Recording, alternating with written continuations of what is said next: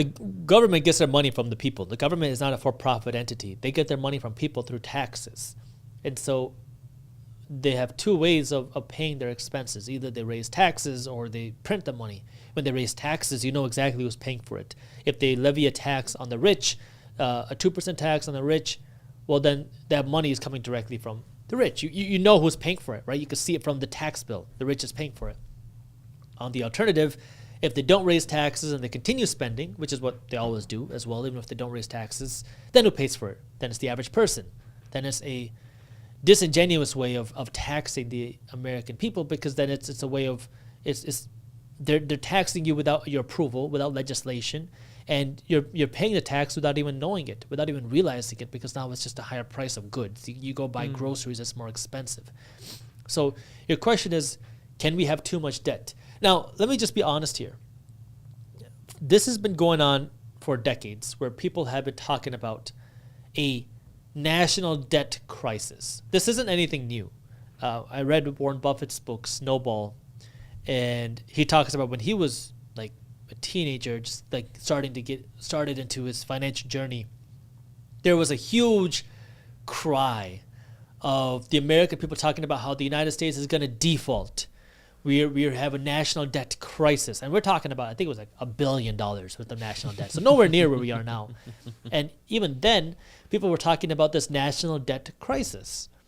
Well, that didn't go away. It's just gotten bigger and bigger and bigger and bigger and bigger and bigger and bigger, to the point where now we're at 29 trillion. And so that's the argument that a lot of people have. What's the big deal?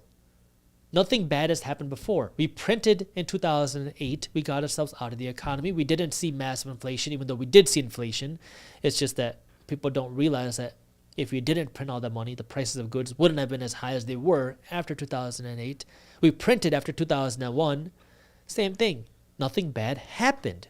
Sure, maybe we saw some inflation, but at the expense of what? When we were able to save our economy.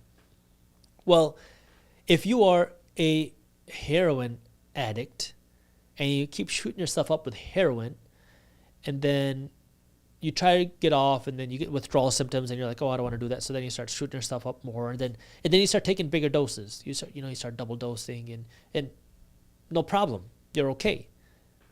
So you say, well, I've raised how much drugs I'm taking. Nothing bad has happened, so let me take more, and maybe nothing happens again. So you take more, but eventually, right? I mean, it's like everyone has a tipping point. Eventually, you hit too much. Where is that too much? I don't know. There's no way to know that. And so that's exactly what the government is doing. It's again and again and again, we've printed and we've printed and printed, and nothing bad has happened. But eventually, you will hit a tipping point. And I don't know when that tipping point is. I don't know if it's in 12 months or 12 years or, whatever it is. There's no way to know. And so it's just, when is that tipping point going to be? And so what we know is that drugs are bad. They can hurt you. The more drugs you take, the more bad that can happen to you. If you keep increasing your dose, something bad can happen. Can you just keep doing that forever? Maybe. You can just kind of get lucky with it. And so it's like, but with the United States government, it's how long can you keep injecting yourself with this drug, with this free money? And that's the question. And nobody knows the answer, but I understand the risks.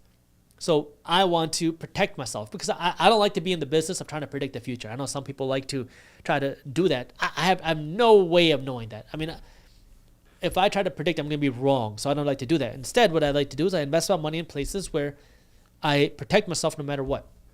I invest in real estate, stocks, businesses, crypto, and gold, because I don't know what's going to happen. I invest in real estate for cash flow. I invest in stocks because I believe in the American economy. I believe we're the strongest economy in the world. I invest in businesses because I love working with entrepreneurs. Highly risky. Most startups are going to fail, but I love investing in businesses for that very reason, because I like working with the entrepreneurs. I invest in crypto because I believe it's the people's movement of money, and I have money in stable coins as a way of earning interest. And then I invest in physical commodities like gold, because it's a store of value. So my gold is my insurance. My stable coins are earning me some interest. My Bitcoin is the future of money, is where I'm investing. My startups are a way for me to invest in innovation, because I love working with entrepreneurs. I love investing for the future. My stocks are giving me exposure to the future of the American economy. And my real estate is giving me cash flow. I'm investing in areas where people want to be as a tangible asset. And in case everything goes wrong, that's where I have my physical gold, right? So it's like, I don't know what's going to happen. I talk about everything that could happen. I talk about everything that's going on, but I don't know. And I don't like to be in the game of predicting, because most people who predict are going to be wrong. And that's where, it's just, you got to be educated enough where now you can make your smart decisions with your money based off of what you think is going to happen. If you enjoyed this short clip from my longer videos, here's another clip that I think you'll love. And while you're at it, if you're interested in learning more about how to start generating passive income, our team put together an amazing guide on how to start generating passive income for free. All you got to do is click that button right over there. Thank you for watching, and as always, keep hustling.